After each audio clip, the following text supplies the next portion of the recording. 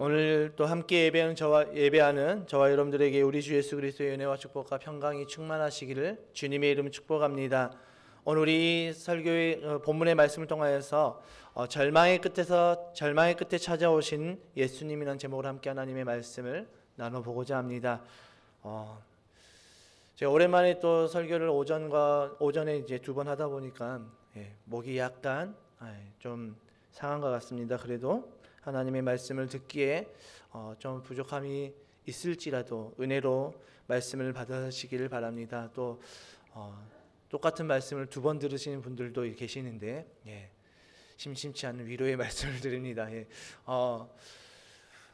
너무나도 참 오랜만에 참 뵙는 얼굴이어서 너무나도 참 감사합니다. 또 이 코로나의 그 3차 대확산 가운데 하나님께서 지켜주셔서 이것 가운데 예배로 예배에 나와서 함께 예배로 영광 돌리시는 저와 여러분에게 진짜 하나님이 얼마나 사랑하시는지를 더욱더 명확하게 깨닫게 되는 것 같습니다. 여러분, 사람은 누구나 행복한 삶을 꿈꾸는 것 같습니다. 그 어떤 누구도 내 인생이 불행해지기를 원하는 사람은 단 한 사람도 없을 것입니다. 행복한 삶을 살아가기 위해서 내가 이것저것 많이 노력해보고 열심히 살아봤지만 하는 것마다 다 실패하게 된다면 어떻게 될까요?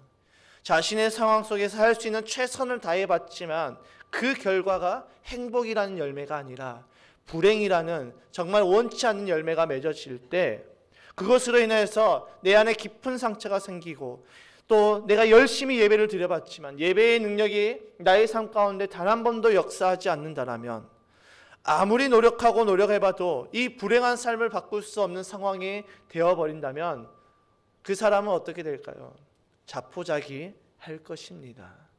얼마 전에 우리가 뉴스로 엄청난 공분을 샀던 사건이 있습니다. 정인이 사건이지요.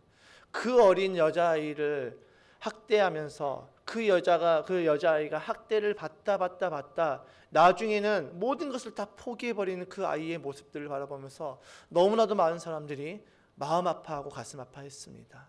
사람은 자꾸 자기가 무엇인가 탈출구가 없을 때, 벗어날 수 있는 그 구멍이 없을 때 사람들은 자포자기하게 되어 있습니다. 그리고 이제는 그러려니 하고 살아갑니다. 오늘 본문에 나오는 한 여인이 그랬습니다. 그녀는 자신의 삶을 바꾸기 위해서 많이 노력을 했습니다. 이 고대 사회에서 여자가 할 수 있는 일은 단 하나도 없었습니다. 그 당시 여자의 인권은 아무것도 지켜주지 않았습니다. 여자는 사람들의 인원을 셀 때 그 인원 숫자에도 포함이 되지 않는 그런 정말 하찮은 존재였습니다. 그래서 이 고대 사회에서 여인들이 할 수 있는 유일한 것은 좋은 남자를 만나서 결혼하는 것이 자신의 삶을 바꿀 수 있는 유일한 방법이었습니다. 그래서 수많은 여인들이 좋은 남자를 만나기를 꿈꿔왔습니다. 오늘 본문에 나타나는 그 여인도 이 방법을 따라서 좋은 남자를 만나기 원했습니다. 그런데 실패했습니다. 또다시 도전해봤습니다. 그런데 또다시 실패했습니다.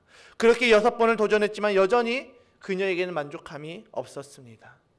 그녀는 세상적인 방법으로 노력하지 않았을 것입니다. 열심히 그녀는 예배를 드려봤습니다. 그런데 예배의 능력이 자신의 삶에서 나타나지 않습니다. 하나님의 능력이, 하나님의 임하심이 자신의 삶 가운데 전혀 나타나지 않습니다. 그러자 그녀는 모든 것을 포기했습니다. 그 상처로 인해서 그녀에게는 없었던 대인기피증이 생겼습니다. 그런 여인에게 찾아온 한 사람이 있었습니다. 그분은 바로 예수님이십니다. 인생의 절망의 끝에 있었던 그녀에게 예수님께서 찾아오신 것입니다. 예수님께서 그녀를 찾아오신 배경은 이렇습니다. 요단강을 사이에 두고 세례 요한과 예수님께서 세례를 주었던 그 사건이 지난 후에 이제 예수님께서는 그 지역을 떠나서 이제 갈릴리로 가고자 했습니다. 그런데 예수님께서는 당시 유대인들이 대부분 다니던 그 요단의 동편의 길이 아닌 사마리아를 통과하는 길로 가시기를 결정하십니다.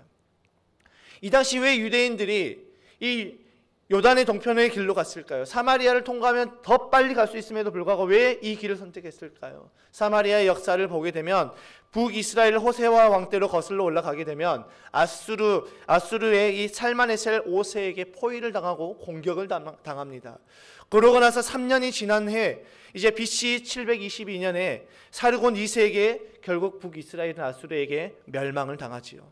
이때 북이스라엘 지도층인 아수르 제국 내 고산에서 메대 지방에 있는 여러 지역으로 끌려갔고, 동시에 아수르의 관리들과 그 백성들은 사마리아로 들어와서 살게 되면서 이 유대인들과, 북이스라엘 유대인들과 자연스럽게 아수르의 그 종족들과 통혼이 이루어졌습니다. 그러므로 이제 유대인의 그 혈통의 그 순수성을 상실하고 결국 그들의 신앙마저도 변질이 되어버렸습니다.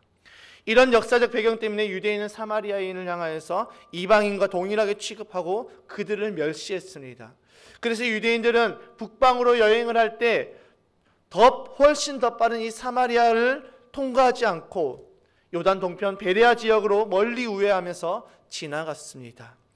유대인들은 사마리아인들을 향해서 짐승 취급하고 더러운 짐승 취급을 하고 그들을 향해서 늘 정죄하고 더럽다고 침을 뱉었습니다.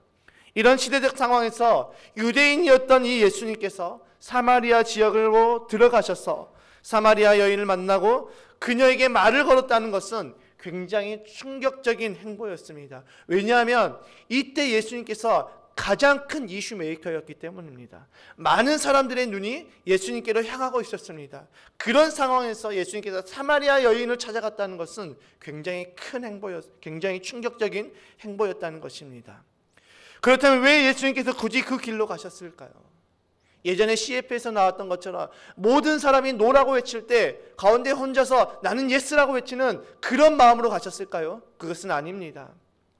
그렇다면 우연히 가신 것일까요? 그것도 아닙니다. 오기로 가신 것도 아닙니다. 예수님께서는 그 길을 의도적으로 가셨습니다. 왜일까요?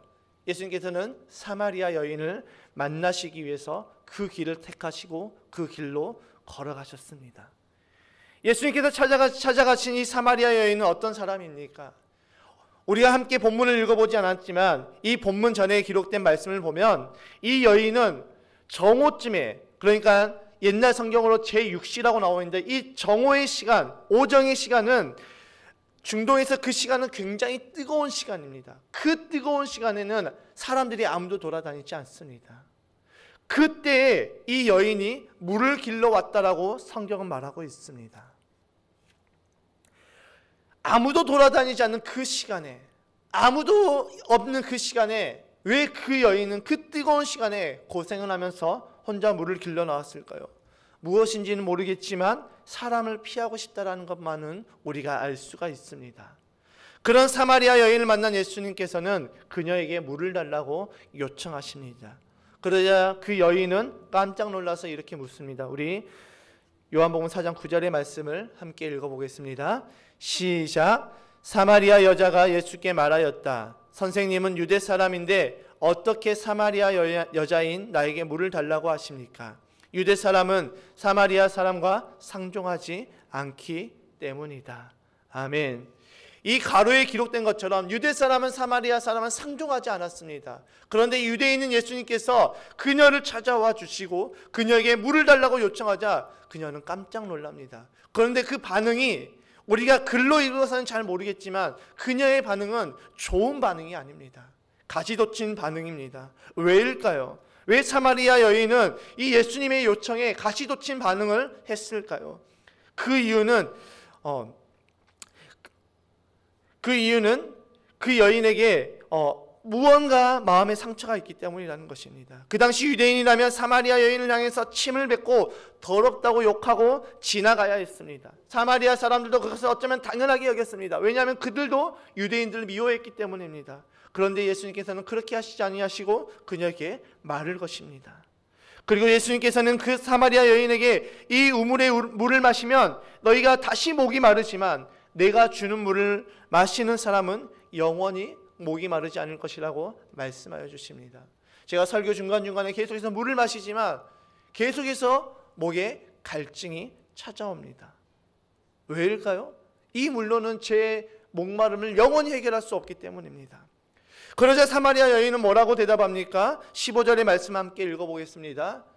함께 읽겠습니다. 시작. 그 여자가 말하였다. 선생님, 그 물을 나에게 주셔서 내가 목마르지도 않고 또 물을 기르러 여기까지 나오지도 않게 해주십시오.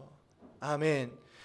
우리가 이 말씀을 글로만 읽으니까 이 당시 이 사마리아 여인의 그 감정에 대해서 정확하게 알 수가 없습니다. 어떻게 언뜻 보면 정말 그 갈급함을 해결하기 위한 그 사모함으로 요청하는 것 같지만 그것이 아니었습니다. 제가 다른 의미로 제가 그 감정을 넣어서 표현해 보겠습니다.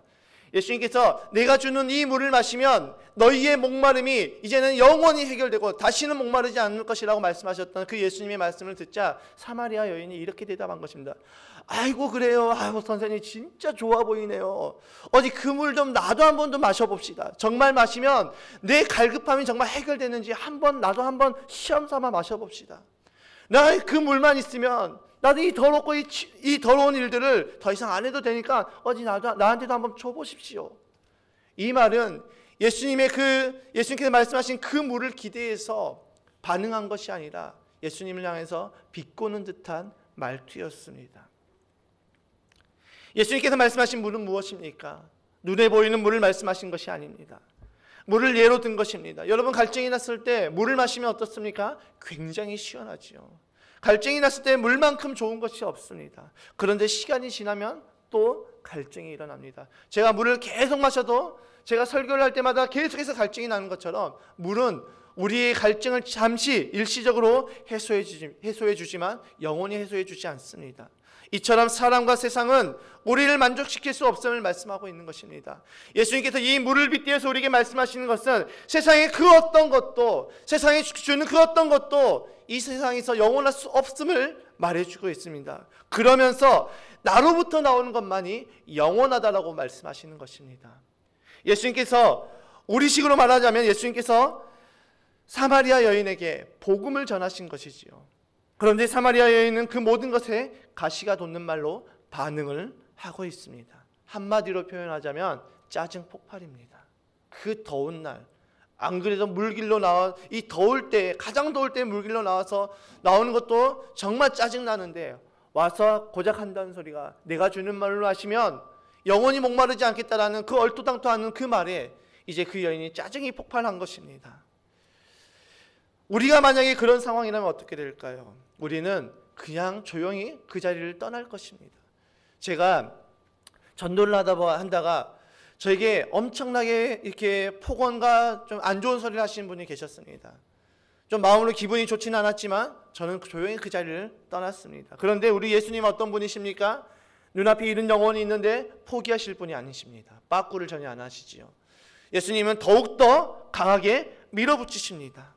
그렇다면 우리의 입장에서는 예수님께서 좀 그 여인을 좀 달래고 오르고 달래서 다시 한번 그 복음의 말씀을, 복음의 메시지를 전했으면 좋겠는데 예수님께서는 전차처럼, 탱크처럼 저돌적으로 직진하십니다. 그래서 그 모습을 보면 굉장히 위태위태합니다. 왜일까요? 그 여인의 정곡을 찌르기 때문입니다. 예수님께서 그 여인에게 이렇게 말씀하십니다. 우리 본문 16절의 말씀 함께 읽어보겠습니다. 시작. 예수께서 그 여자에게 말씀하셨다. 가서 내 남편을 불러오너라. 여러분 이 말씀은 그렇게 실수한 것처럼 보이지 않습니다. 교회의 집사님에게 제가 어느 날 갑자기 집사님 남편을 제가 한번 만나보고 싶습니다 라고 하는 것이 실수가 아니기 때문입니다. 그런데 그 여인이 어떻게 대답합니까? 주님 저에게는 남편이 없습니다 라고 대답을 합니다. 이 또한 몰랐으면 괜찮습니다. 이 집사님이 정말 사별을 해서 남편이 없었다면 제가 그것을 몰랐다면 그렇게 큰 문제가 될 것은 아닙니다. 제가 사과하고 그걸로 끝내면 됩니다. 그런데 예수님께서는 마치 다 알고 계셨듯이 이렇게 대답하십니다. 17절 하반절의 말씀을 함께 읽어보겠습니다. 시작. 예수께서 여자에게 말씀하셨다. 남편이 없다고 한 말이 옳다. 여기까지만 했으면 괜찮았을 것 같습니다. 그런데 예수님은 여기서 멈추시지 않습니다. 제가 보기에는 좀 멈췄으면 좋겠는데 예수님은 끝까지 직진하시지요. 18절의 말씀을 함께 읽겠습니다. 시작. 너에게는 남편이 5이나 있었고 지금같이 살고 있는 남자도 내 남편이 아니니 바로 말하였다. 여러분 이 상황을 한번 생각해 보시기 바랍니다. 얼마나 살떨리는 상황입니까? 사람은 누구나 자신의 약점을 누군가에게 들키는 것을 싫어합니다. 자신의 상처를 누군가로부터 듣게 된다면 그 사람은 굉장히 절망과 또 때로는 엄청난 우리가 생각하지 못하는 그 반응을 우리에게 보일 때도 있습니다. 그리고 사람들은 누구나 상대방의 약점을 알게 되면, 상대방의 상처를 알게 되면 그 상처를 굳이 말하려고 하지 않습니다. 왜일까요? 부딪히기 때문입니다. 세상적인 가치관을 쫓는 성도님에게 목회자가 다가가서 성도님 왜 이렇게 세상적으로 살아가고 있습니까? 왜 이렇게 믿음이 없습니까? 그렇게 살아가면 지옥 갑니다라고 이야기를 했을 때 그 분위기가 어떻게 될까요? 갑분싸가 되지 않을까요? 갑자기 분위기가 싸해지지 않을까요? 이혼해서 괴로운 성도님에게 찾아가서 성도님 이혼은 죄입니다. 어서 하나님 앞에 나가서 회개하십시오라고 한다면 그 상황을 생각하면 굉장히 끔찍하지 않습니까? 관계의 어려움을 겪는 성도에게 목회자가 찾아가서 성도님 왜 이렇게 속이 좁습니까? 성도님이 속이 좁으니까 자꾸 관계에 어려움이 생기는 것이죠. 좀 넓은 마음으로 그들을 좀 품어주십시오라고 한다면 어떻게 될까요? 싸우자는 말이죠. 예수님의 모습이 바로 이렇습니다. 사마리아 여인의 그 상처를 건드셨습니다. 왜 예수님께서는 6번째 남편과 살고 있는 이 여인에게 남편의 이야기를 하셨을까요? 예수님께서는 그 상황을 모르시는 것도 아닌데 왜 굳이 그녀의 그 상처를 들춰냈을까요?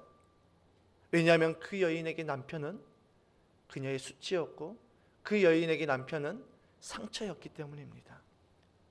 왜 예수님께서는 그 상처를 드러내셨을까요? 사마리아 여인의 상처를 치유하시기 위함입니다.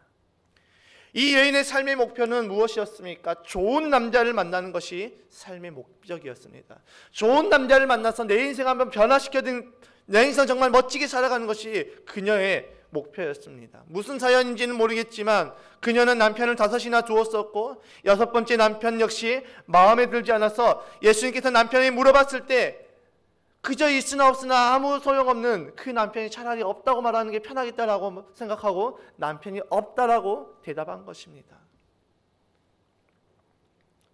그 여인에게 있어서 그 남편 역시도 그녀에게 만족함을 주지 못했다라는 것입니다.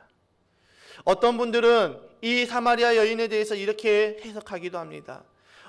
유대의 그 결혼 문화에 따라서 형이 후사가 없이 죽게 되면 그 동생이 형의 아내를 취해서 아들을 낳아줘야 되기 때문에 6번째 남편과 살고 있다라고 말씀하기도 합니다. 그렇다고 해서 이 여인에게 상처가 없지는 않는 것입니다. 어떤 해석이든 간에 어쨌든 그 여인은 가정이 5번이나 깨졌고 6번째 가정 역시 만족함이 없는 것은 변하지 않는 사실이라는 것입니다. 그 유대의 결혼 문화에 따라서 동생에게 들어가고 동생에게 들어간다 할지라도 그 여인에게는 상처가 자리 잡았다라는 것입니다. 아무리 발버둥 쳐도 아무리 노력해도 채워지지 않는 상태, 아무리 노력해도 변화되지 않는 자신의 신세, 한마디로 표현하자면 그 여인의 삶은 철저하게 깨어진 삶이라는 것입니다. 깨어진 인생이라는 것입니다. 그래서 그 삶에는 아무런 소망도 없었습니다. 그 누구도 만나고 싶지 않았습니다. 그저 하루하루 고통 속에 살아가고 있었습니다. 깨어진 인생인 그녀의 인생을 완전하게 바꿀 수 있는 그 찰나의 기회가 바로 눈앞에 있음에도 불구하고 여인의 상처가 너무나도 커서 그 여인은 그 기회를 보지 못하고 있습니다. 그래서 예수님께서는 그 여인의 상처를 직접 언급하십니다. 우리식으로 말하자면 그 여인의 상처를 드러낸 것이지요.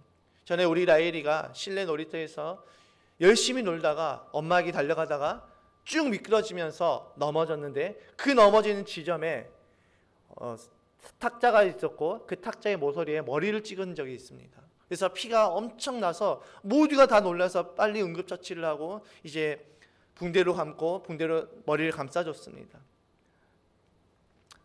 그래서 이제 제가 급하게 병원을 데리고 갔습니다. 병원에 가니까 의사 선생님이 라일이의 머리를 감싸고 있는 그 붕대를 풀고 그 상처를 그냥 보시는 게 아니라 살짝 벌려서 유심히 살펴봅니다. 라일이는 아프다고 난리를 치면서 울지만 선생님은 아랑곳하지 않고 라일을 울고 있는 라일을 달래가면서 그 상처를 유심히 살펴보더니 그 상처에 맞는 처방과 치료를 해주셨습니다.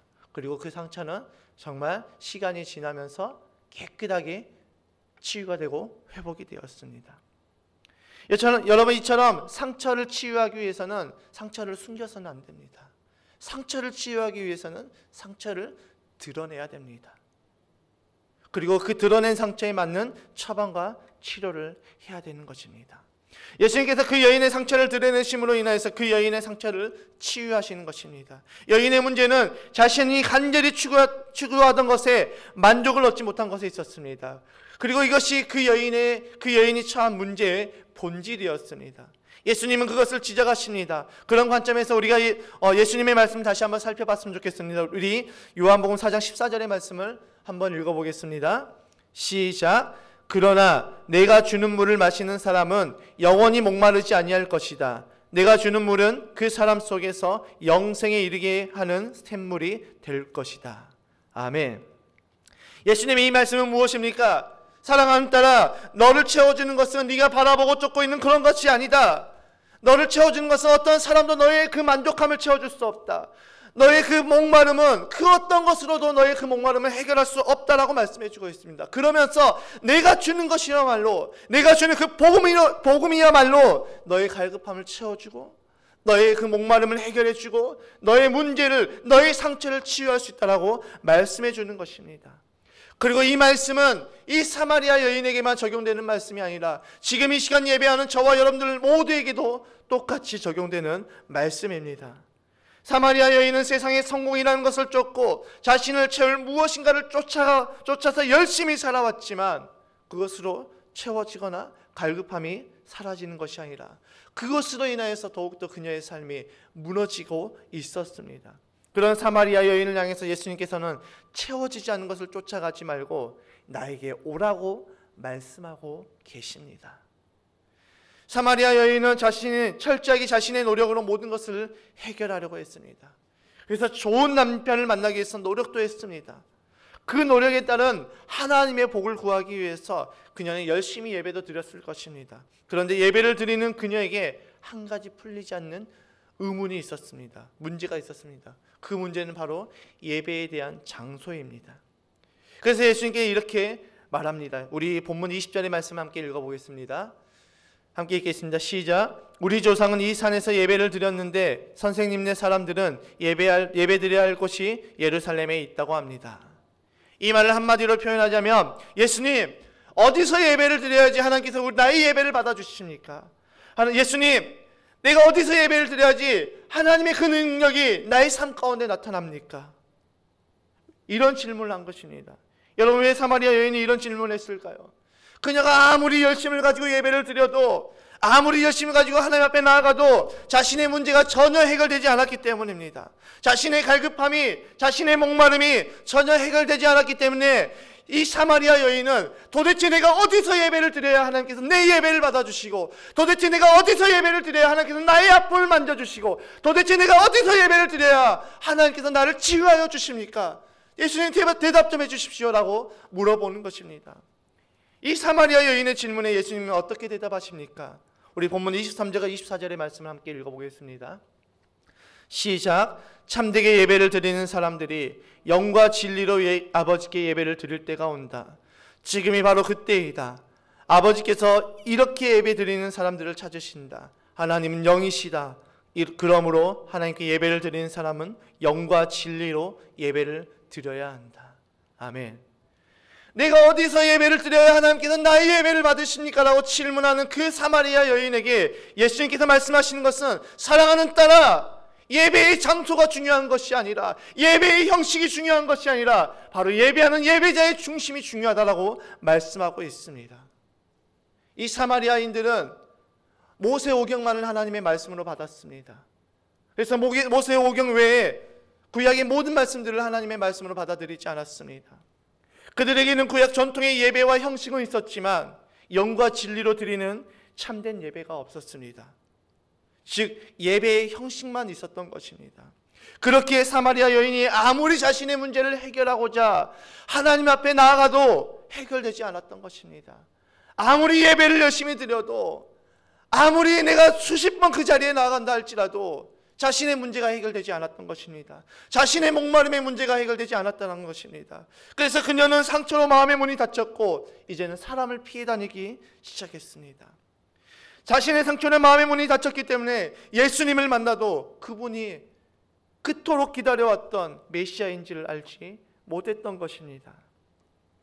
예수님은 그런 사마리아 여인에게 사람이 너의 상처를 치유해주고 사람이 너의 갈급함을 채워주는 것이 아니라 또한 예배의 어떤 행위가, 예배의 어떤 형식이 너의 문제를 해결해 주는 것이 아니라고 분명하게 말하고 있습니다. 예배를 드리는 너의 중심이 어디에 있느냐라고 묻는 것입니다. 사랑하는 딸아, 네가 그토록 열심히 드렸던 그 예배의 중심이 어디에 있느냐? 너의 문제 해결에 있느냐? 그렇다면 그 예배는 하나님께서 기뻐 받으신 예배가 아니라고 말씀하십니다. 예배의 중심이 하나님께로 향해야 됨을 말씀해 주고 있습니다. 하나님께 예배를 드리는 사람은 예배의 형식과 모습이 아니라 영과 진리로 예배를 드려야 한다고 말씀하고 있습니다. 이 아침에 이 예배당에 나와서 예배하는 이유가 무엇입니까? 왜 우리는 이곳에 나와 있습니까? 주일이라서 나오셨습니까? 수십 년간 내가 이날만큼은, 이 주일만큼은 내가 수십 년간 이 자리를 지키며 예배를 드려왔기 때문에 당연하게 나와야 되기 때문에 이 자리에 나오셨습니까? 우리가 이 자리에 나온 그 이유는 다른 것에 있으면 안 됩니다. 내가 이 자리에 나온 그 이유가 나의 문제를 해결받기 위해서, 나의 아픔을 회복받기 위해서, 나의 상처를 치유받기 위해서 내가 이 자리에 나와서는 안 된다는 것입니다. 우리가 이 자리에 나와서 예배하는 그 예배의 목적은 나의 시선이 하나님께로 향해야 된다는 것입니다. 내가 이 자리에 나와서 예배하는 그 예배의 이유가 나의 어떠함이 아니라 오직 하나님께로 향할 때 하나님께서 그 예배를 기뻐 받으신다는 것입니다. 하나님께서 영과 진리로 예배하는 것이 무엇입니까? 예배의 시선이 오직 하나님만 바라보는 것입니다. 예배의 형태, 예배의 형식, 시스템, 나의 문제, 나의 상처에 초점이 맞춰져 있으면 우리는 하나님을 보지 못합니다. 사마리아 여인이 자신의 상처에 초점이 맞춰져 있어서 예수님을 보지 못했듯이 우리도 그렇게 된다는 것입니다.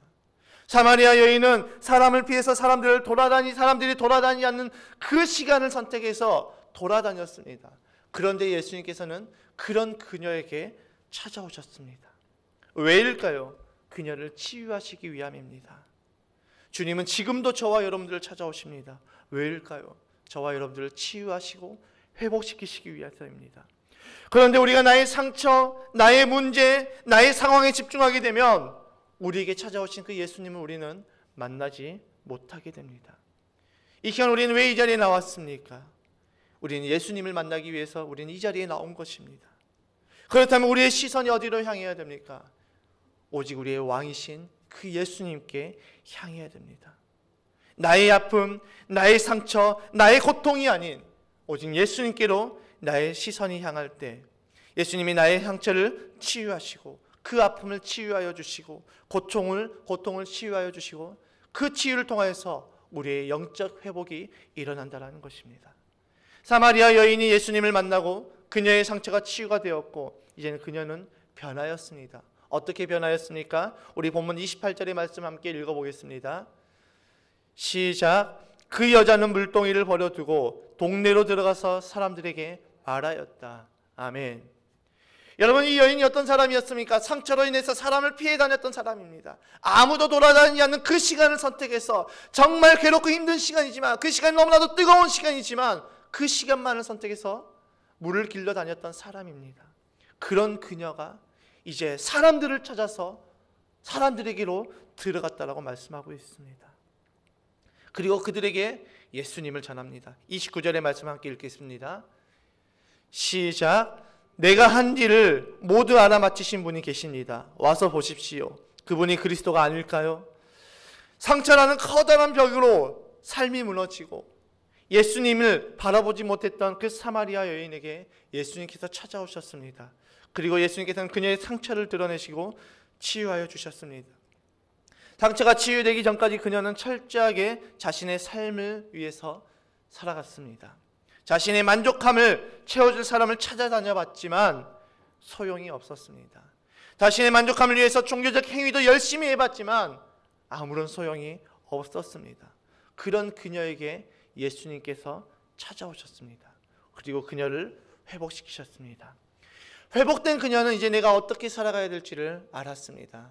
내가 이제는 나를 위해서 살아갈 것이 아니라 나를 치유하시고 나를 회복시키시고 내가 만난 그 예수님을 전해야 됨을 그녀는 깨달았습니다. 세상의 그 무엇도, 종교적인 그 어떤 행위도 자신을 만족시킬 수 없고 오직 예수님만이 나의 목마름을 해결해 주실 분이라는 것을 깨달았습니다. 그리고 그녀는 이제 자신이 만난 예수님을 증거하기 시작합니다. 사람들을 피했던 예전의 모습들이 다 사라졌습니다. 자신을 위해서 예배하던 그 모습들이 사라졌습니다. 상처가 사라졌습니다. 그리고 그녀는 이제 복음의 증인이 되었습니다. 그가 전하는 그 복음을 통해서 사람들은 어떻게 반응하고 있습니까? 우리 본문의 마지막 절인 30절의 말씀을 함께 읽어보겠습니다. 시작. 사람들이 동네에서 나와서 예수께로 갔다. 아멘. 그녀의 외침의 소리를 듣는 수많은 사람들이, 수많은 동네 사람들이 누구에게로 나갔다라고 말씀하고 있습니까? 예수님께로 갔다라고 말씀하고 있습니다. 단순히 그녀의 외침 때문에 갔을까요? 그것이 아니라는 것입니다. 동네 사람들은 그녀가 어떤 사람인지 다 알고 있었습니다. 그녀의 아픈 과거도 다 알고 있었습니다. 그녀의 부끄러운 과거도 다 알고 있었습니다. 그녀가 자신들을 피해서 그 뜨거운 시간에 물을 길르러 다니는 그 사실도 다 알고 있었습니다. 그런 그녀가 자신들에게 찾아와서, 여러분, 우리가 그토록 기다렸던 그 메시아를 내가 만났습니다. 내가 그분을 만남으로 내가 이렇게 변화됐습니다. 그분께 우리 함께 나갑시다라고 외쳤을 때 그 사람들은 그녀의 소리에 귀를 기울인 것이 아니라 그녀의 변화된 삶을 바라보게 되었던 것입니다. 여러분, 증인은 말로 증언하는 것이 아닙니다. 증인은 삶으로 증언하는 것입니다. 말씀을 정리합니다. 예수님은 왜 인생의 절망 중에 있었던 이 사마리아 여인을 찾아오셨을까요? 그녀를 치유하시고 회복시키시기 위함입니다. 그녀의 입장에서는 어쩌면 답답했을지도 모릅니다. 아무리 노력하고 발버둥 쳐도 나아지기는커녕 더 최악으로 가는 자신의 삶을 바라보면서 많이 실망했을 것입니다. 나로서는 아무것도 할 수 없구나라고 포기하고 있을 때 예수님께서 그녀를 찾아오신 것입니다. 그리고 그녀의 아픔을 더욱 깊게 찔렀습니다. 그런데 그것은 그녀를 죽이기 위한 것이 아니라 오히려 그녀를 살리시기 위한 행동이셨습니다. 그리고 그 문제를 다뤄주셨습니다. 그러자 그녀는 이제 비로소 보이지 않았던 예수님이 보이기 시작합니다. 여러분, 우리의 삶에 절망이 찾아왔습니까? 아무리 노력해도 변화되지 않는 내 모습들로 인해서 실망에 빠져 있습니까? 아무리 열심히 예배를 드려도 예배의 능력이 나타나지 않는, 하나님의 능력이 나타나지 않아서 좌절과 절망에 빠져 있습니까? 그런 우리에게 주님은 사마리아 여인을 찾아오시듯이 저와 여러분들을 찾아오십니다. 그리고 우리의 아픔을 만져주시고 상처를 만져주시고 우리의 문제를 다뤄주십니다. 그럴 때 우리가 해야 할 일은 무엇입니까? 주님의 손길을 피하는 것이 아니라, 네 주님, 이게 나의 본 모습이었습니다. 이게 나의 연약함입니다. 주님 맞습니다. 그렇기 때문에 저는 주님의 도우심이 필요합니다라고 고백하는 저와 여러분 되시길 주님의 이름으로 축복합니다. 그럴 때 주님의 일하심이 시작됩니다. 그렇게 될 때 이제는 우리의 시선이 나에게로 향하는 것이 아니라, 그렇게 될 때 우리의 시선이 나의 상처, 나의 아픔에 있는 것이 아니라, 그렇게 될 때 나의 시선이 주님을 향해서 나가게 됩니다. 그렇게 될 때 종교적 행위의 예배가 이제는 영과 진리로 드리는 예배로 변하게 됩니다. 그렇게 될 때 내가 중심이었던 내 삶이 이제는 예수님의 중심이 된 삶으로 변하여서 우리는 진정한 증인된 삶으로 살아갈 수가 있습니다. 그리고 절망의 끝에서 우리는 사마리아 여인처럼 일어나게 되는 것입니다. 우리의 변화된 삶을 통해서 진정 우리는 증인된 삶을 살아가게 되는 것입니다. 이 말씀을 통해서 우리에게 주는 또 다른 교훈이 있습니다. 그 교훈이 무엇입니까? 지금도 수많은 사람들이 이 사마리아 여인처럼 주저앉아 있을 때 예수님께서는 저와 여러분들을 그들에게 보내시기를 원하십니다. 우리가 그들에게 찾아가서 이 사마리아 여인처럼 내가 만났던 예수님을 전할 때 그들 역시도 풀리지 않았던 그 인생의 문제가 해결되는 것입니다. 우리 안에 있는 그 VIP들을 찾아갑시다. 너무나 이 코로나 시국 가운데 어렵다라는 그 말 한마디로 모든 것을 포기해버리는 것이 아니라, 그럼에도 불구하고 그들에게 다가가서 그리스도의 사랑을 전합시다. 그렇게 전할 때 진정 우리는 주님의 증인이 되는 것입니다. 제가 좋아하는 찬양이 있습니다. 그 찬양의 가사가 이렇습니다. 마음속에 어려움이 있을 때 주님 먼저 오사, 내게 먼저 오사 내 마음을 만지고, 주님 앞에 나아올 수 없을 때 주님 날 먼저 안으시네. 그럼에도 불구하고 날 사랑하시는 내 하나님의 사랑은 나의 모든 것을 덮고, 그럼에도 불구하고 날 안아주시는 내 하나님을 부를 때 아버지라 부르죠. 우리 이 찬양의 가사를 깊이 묵상하시면서 말씀을 생각하시면서 찬양의 고백을 드리며 함께 기도할 때, 주님, 내가 일어서기 원합니다. 주님, 그럼에도 불구하고 나를 사랑하신 그 주님 앞에 내가 나아가기 원합니다. 이 믿음의 고백을 드리며 나아가겠습니다.